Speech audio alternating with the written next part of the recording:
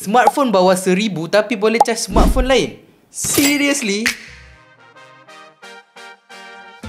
Bateri 6500 mAh ni senang-senang je tahan lebih pada sehari. Power kan? 44 watt flash charge ni dalam masa 60 minit bateri boleh naik sehingga 74%. Korang juga tak perlu risau kalau kena air sebab dia ada IP64, tahan debu dan percikan. Phone ni tahan lasak tau.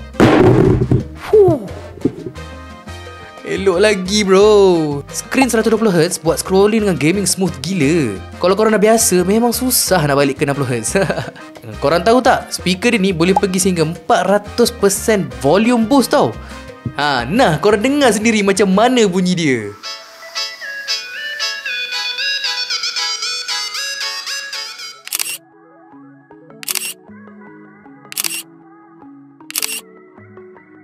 Y39 5G ni korang boleh dapatkan pada harga RM999. Tapi kalau korang nakkan option yang lebih murah, korang juga boleh explore Y29. Yang ini semua sama kecuali prosesor dia kurang sikit dan dia tidak ada 5G. Dan juga design dia yang berbeza lah. Tapi itu taste masing-masing kan. 5G ataupun lebih murah, korang pilih yang mana? Komen di bawah.